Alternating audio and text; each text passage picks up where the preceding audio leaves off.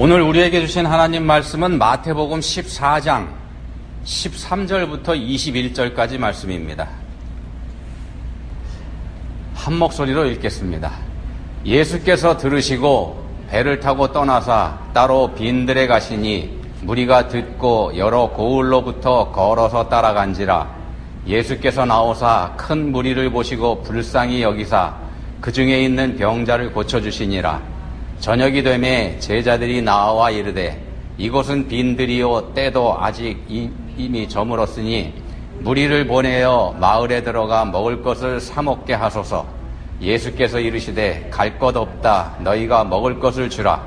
제자들이 이르되 여기 우리에게 있는 것은 떡 5개와 물고기 2마리뿐이니이다. 이르시되 그것을 내게 가져오라 하시고 무리를 명하여 잔디 위에 앉히시고 떡 5개와 물고기 2마리를 가지사 하늘을 우러러 축사하시고 떡을 떼어 제자들에게 주시매 제자들이 무리에게 주니 다 배불리 먹고 남은 조각을 12바구니에 차게 거두었으며 먹은 사람은 여자와 어린이 외에 5,000명이나 되었더라. 아멘. 유다의 왕 중에 여호사밧이라고 하는 왕이 있습니다. 여호사밧이 유다의 왕으로 있을 때 모압과 암몬과 마온 사람들이 연합군을 편성해서 쳐들어왔습니다. 3개국 연합군이니까 그 위세가 얼마나 대단했겠습니까? 겁이 난 여호사밧 왕은 금식을 선포하고 백성들과 함께 예루살렘의 성전에 모여서 거국적인 기도회를 열었습니다. 구국 기도회가 되겠습니다. 자, 그렇게 기도하고 있는 중에 야하시엘이라고 하는 레위 사람에게 하나님의 말씀이 임하게 됩니다. 걱정하지 말고 두려워하지 말라, 이런 말씀이었습니다. 내일 너희는 그들에게로 내려가라, 이렇게 말씀하시면서 이 큰 무리로 말미암아 두려워하거나 놀라지 말라. 이 전쟁은 너희에게 속한 것이 아니요 하나님께 속한 것이니라. 이 전쟁은 너희에게 속한 것이 아니요 하나님께 속한 것이니라. 이렇게 말씀하십니다. 이기게 해주겠다, 이런 말씀이죠. 이기게 해주겠다. 그러니까 걱정하지 말아라. 싸우는 방법까지 알려주십니다. 어떻게 알려주시냐면요, 이게 재밌습니다. 역대하 20장 17절에 있는 말씀인데, 자, 이 전쟁에는 너희가 싸울 것이 없나니 대열을 이루고 서서 너희와 함께한 여호와의 구원하는 것을 보라. 서서 보라. 자, 내일 싸우러 가기는 하되 너희가 싸울 거 없으니까 하나님이 어떻게 하시는지 그냥 구경만 하면 된다, 이런 얘기가 됩니다. 이런 말씀을 하십니다. 읽기 어려운 말씀을 하신 거죠. 근데 놀랍게도 이 말씀을 여호사밧 왕과 유대 사람들이 곧대로 믿습니다. 역대하 20장 21절에 보시면 이렇게 말씀합니다. 백성과 더불어 의논하고 노래하는 자들을 택하여 거룩한 예복을 입히고 군대 앞에서 행진하며 여호와를 찬송하여 이르기를 여호와께 감사하세 그의 인자하심이 영원하도다 하게 하였더니. 자, 무장한 군인들보다며 비무장한, 그러니까 무장하지 않은 찬양대를 더 앞장을 세운 겁니다. 군인들보다 찬양대를 앞에 세웠습니다. 그리고 하나님을 찬양하는 찬송가를 부르게 했고 말입니다. 자, 어떻게 됐을까요? 예, 하나님께서 그냥 다 알아서 하셨습니다. 하나님께서 알아서 하셨는데 어떻게 하셨냐면요, 3개국 연합군이라고 말씀드렸죠. 3개국 연합군 중에서 암몬과 모압 두 나라가 한 편을 먹고 나머지 한 나라 군대를 쳐서 진멸해버립니다. 한 나라가 없어졌죠. 그리고 나서는 암몬과 모압이 또 자기들끼리 서로 치고받고 싸웁니다. 결과가 어떻게 됐느냐? 역대하 20장 24절에서 이렇게 말씀합니다. 유다 사람들이 들망대에 이르러 그 무리를 본즉 땅에 엎드러진 시체들 뿐이요 한 사람도 피한 자가 없는지라. 연합군이 쳐들어온다고 했을 때 유다는 나라의 존폐를 걱정했더랬습니다. 그래서 기도했습니다. 기도밖에 할 게 없었습니다. 하나님 앞에 맡긴 겁니다. 그랬더니 생각하지도 못했던 일이 벌어진 겁니다. 하나님께서 일하셨다는 말씀 드리는 겁니다. 하나님께서 일하셨습니다. 사람들은 자신들이 할 수 있는 유일한 일을 했고요. 그게 뭐냐? 기도하는 겁니다. 할 수 있는 게 그것뿐이었습니다. 자, 장면을 바꿔서 사무엘상 17장으로 한번 가보겠습니다. 사무엘상 17장, 우리가 잘 아는 다윗과 골리앗이 싸움을 하는 그 장면입니다. 이스라엘과 블레셋이 대치하고 있습니다. 블레셋 쪽에서 기골이 장대한 골리앗이라고 하는 장수가 나와서 얘기합니다. 야, 여러 사람 붙어서 싸울 거 뭐 있냐? 그냥 너희들 중에서 대표로 한 사람 나와서 나하고 싸우자. 그래서 대표로 싸워서 전쟁의 승패를 그걸로 결정해버리자. 이렇게 얘기합니다. 기골이 장대한 골리앗이. 자, 겁을 먹은 이스라엘이 잠잠하고 있을 때, 아무도 골리앗과 싸우겠다고 나서지 않을 그때에 어린 다윗이 나서지 않습니까? 시내에서 매끄러운 돌 5을 골라서, 시내에서 매끄러운 돌 5을 골라서 그걸 무기로 삼습니다. 그걸 무기라고 들고 나갑니다. 무기라고 할 것도 없는 거죠. 근데 다윗은 물매로 그 돌을 날려서 골리앗을 맞춰 잡습니다. 때려 잡습니다. 우리가 다 아는 내용입니다. 자, 그 싸움에 앞서서 다윗이 골리앗에게 이런 말을 합니다. 사무엘상 17장 45절입니다. 너는 칼과 창과 단창으로 내게 나아오거니와 나는 만군의 여호와의 이름 곧 네가 모욕하는 이스라엘 군대의 하나님의 이름으로 내게 나아가노라. 그리고 17장 47절에서는 이렇게 말합니다. 또 여호와의 구원하심이 칼과 창에 있지 아니함을 이 무리에게 알게 하리라.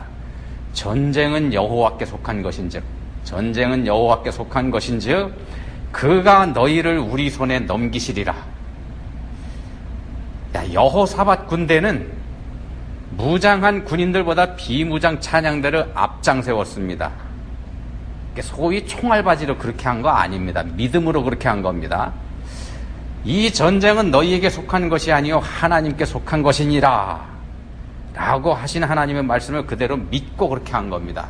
그리고 어린 다윗은 전쟁은 여호와께 속한 것인지 그가 너희를 우리 손에 넘기시리라 고 하면서 골리앗에게 나아갔습니다. 그리고 이 두 전쟁 모두 하나님께서 해결하셨죠.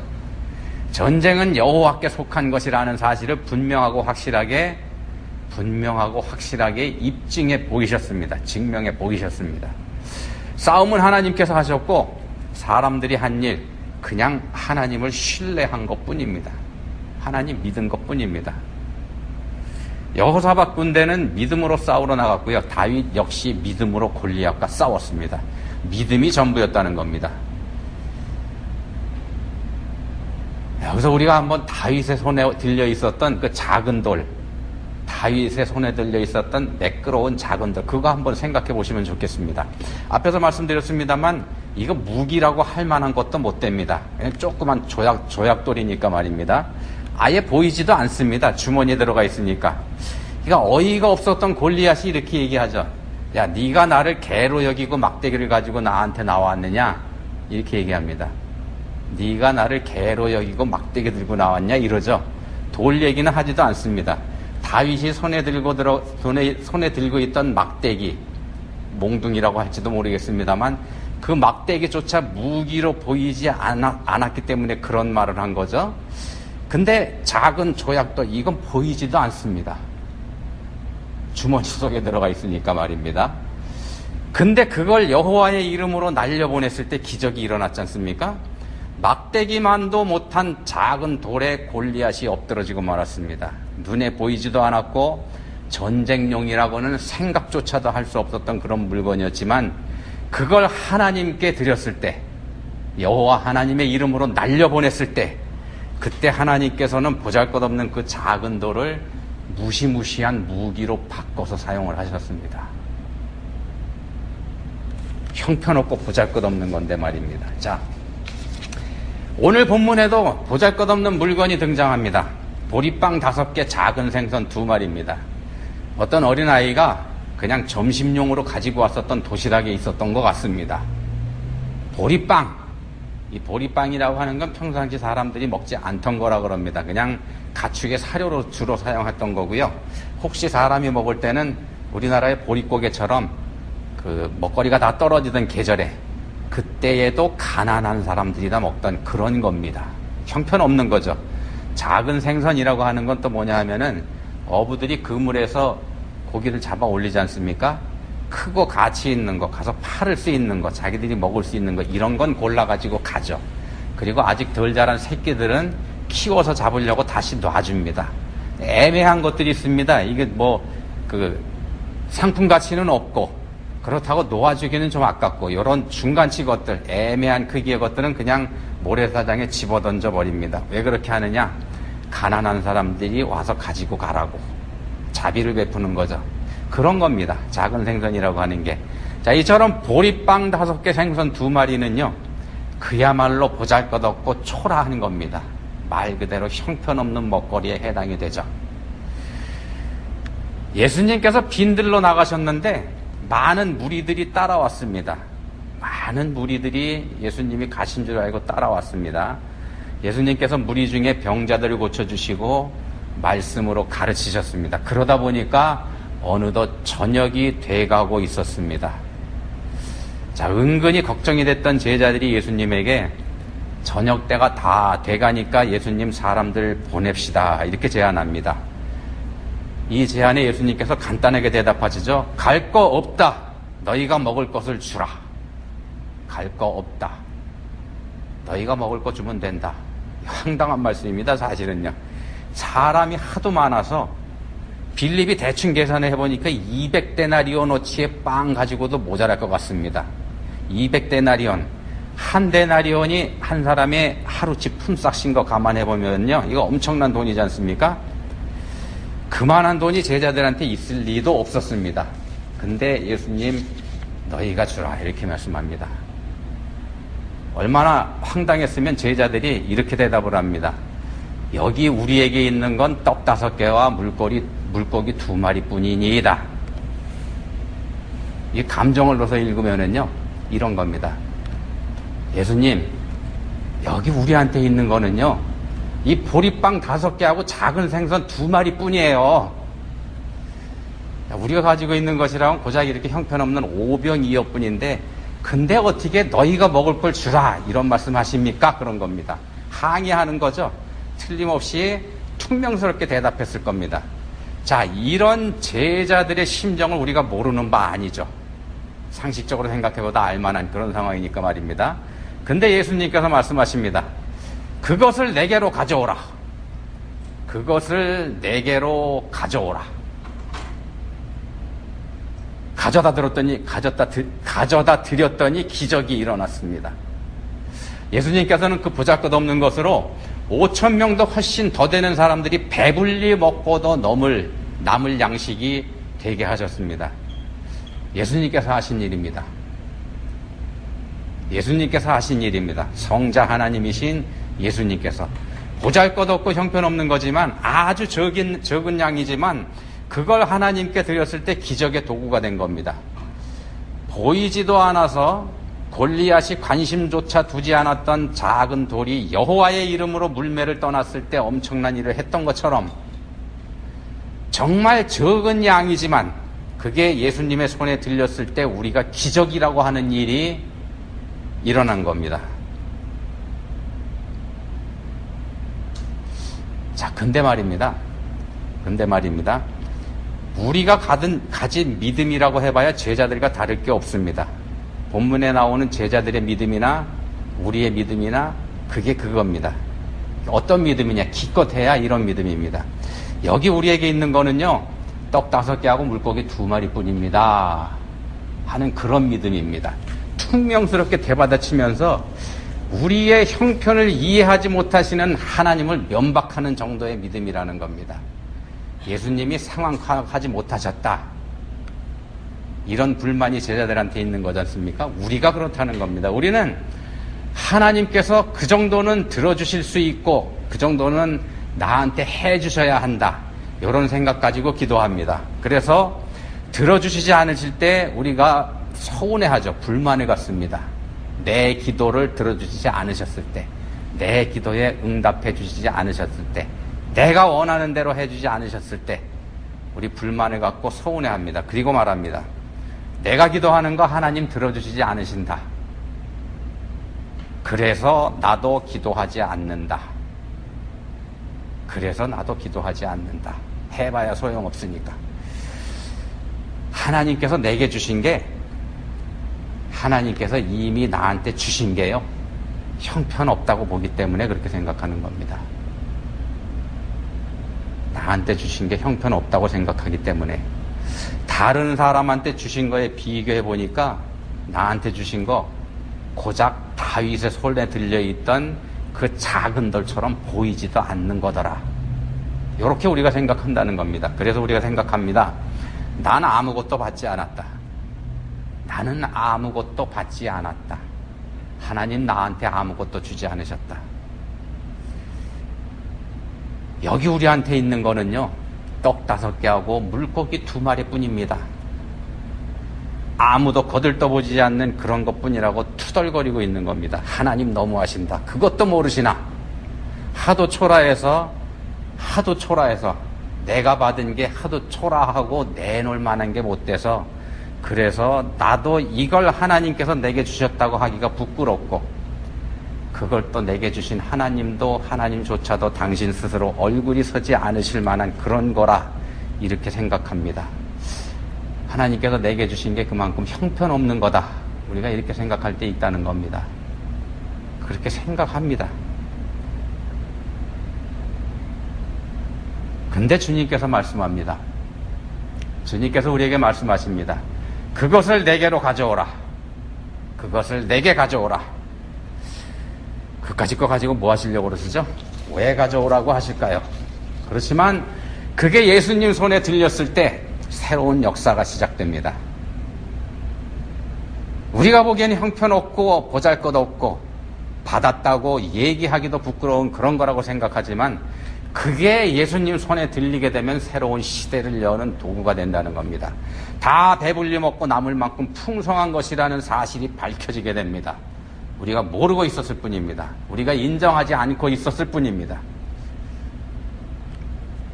시편 23편으로 잠깐 가보겠습니다. 1절과 2절 말씀입니다. 여호와는 나의 목자시니 내게 부족함이 없으리로다. 그가 나를 푸른 풀밭에 누이시며 쉴 만한 물가로 인도하시는도다. 성경에는 양과 목자가 자주 등장하죠.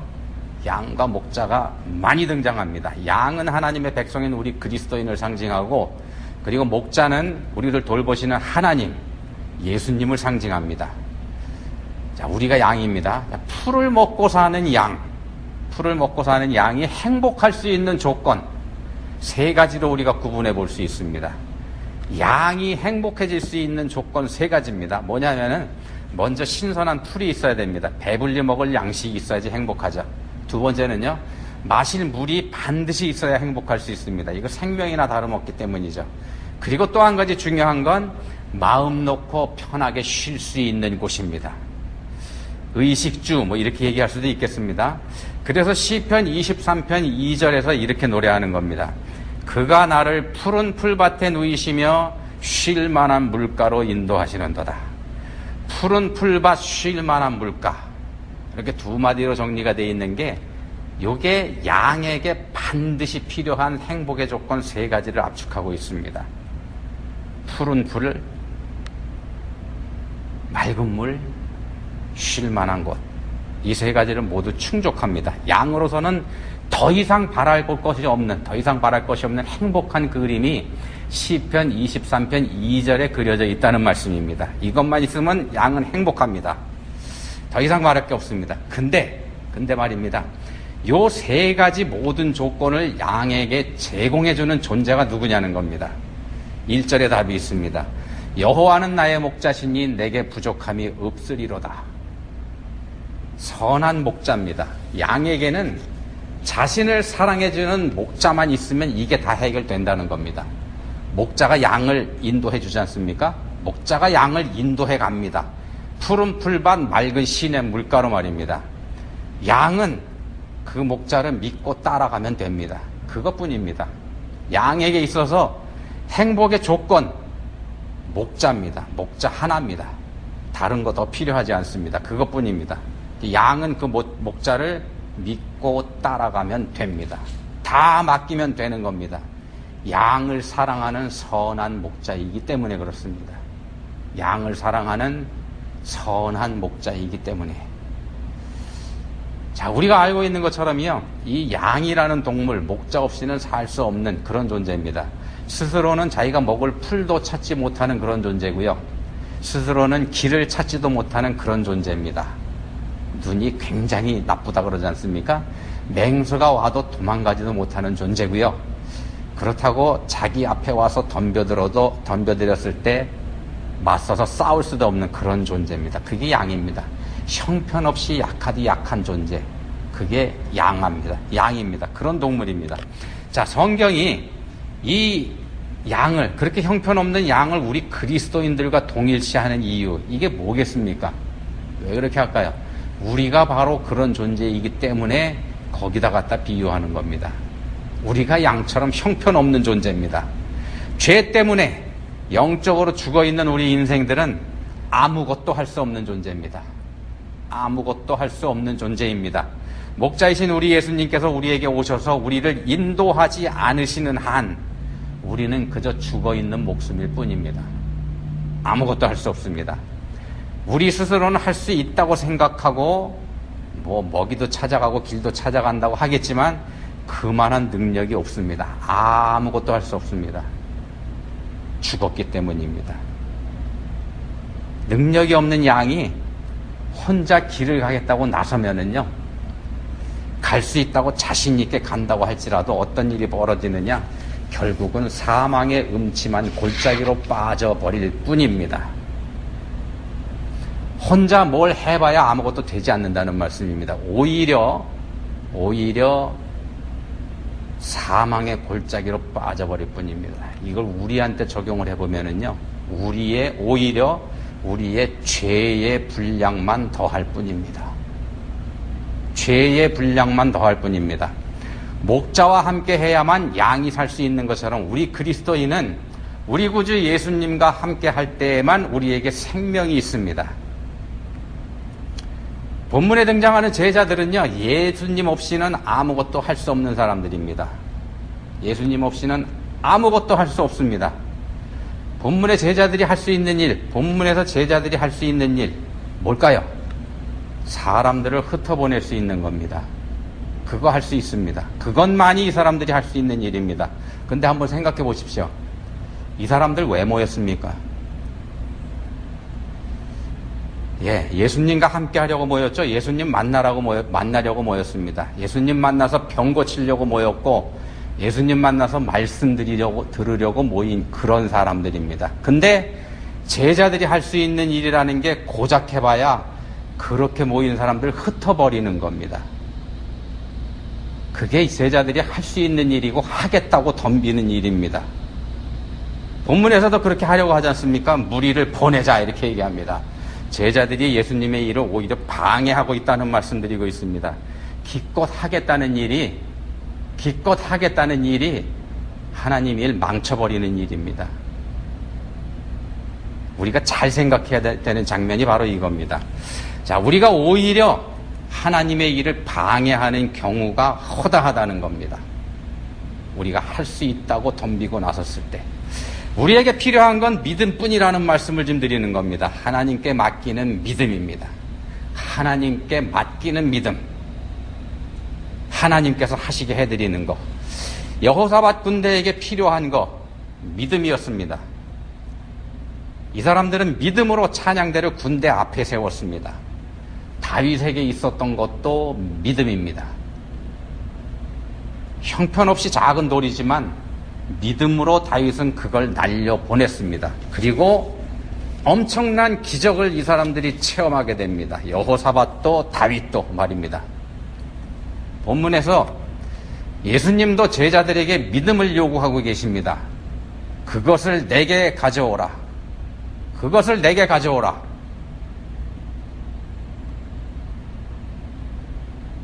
가져다 드리는 걸 믿음이라고 해야 될까요?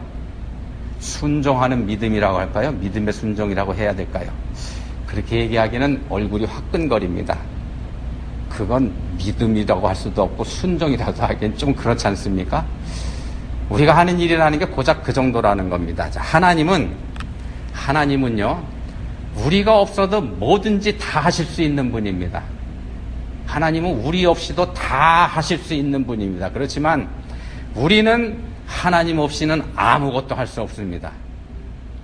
하나님 없이 우리는 아무것도 할 수 없습니다. 근데 하나님께서는 우리와 함께 일하시기 원하십니다. 우리와 함께 일하시기 원하십니다. 우리는 그저 하나님과 그 하나님과 함께 해드리면 되는 겁니다. 그렇게 하면은 어떤 일이 우리에게서 일어날지 우리가 감히 상상하지도 못합니다. 왜냐하면 전능하신 하나님께서 일하시기 때문에 그렇습니다. 하나님께서 말씀하십니다. 그것을 내게 가져오라. 우리가 시침이 뚝 떼고 있는 거, 나 안 받았습니다. 나 아무것도 없습니다. 받은 거 없습니다. 그것을 내게 가져오라. 여러분, 뭐 가지고 계십니까? 형편없다고 던져두신 거 뭐가 있는지 한번 찾아보십시오. 다시 찾아보시기 바랍니다. 믿음의 눈으로 말입니다. 믿음의 눈으로 다시 찾아보시기 바랍니다. 기도하시겠습니다. 하나님 아버지, 저희에게 믿음이 있습니까? 내가 올 때 세상에서 믿음을 보겠느냐? 라고 하신 주님의 말씀이 저희를 부끄럽게 합니다. 이제는 간절히 원하오니 저희가 믿음의 눈을 뜨게 해주시기 원합니다. 작고 형편없다고 제쳐뒀던 거, 그런 것들 믿음의 눈으로 다시 보고 찾아내게 해주시기 원합니다. 주님 앞에 가져다 드릴 수 있게 해주시기 원합니다. 저희를 도와주십시오. 예수님의 이름으로 기도합니다. 아멘.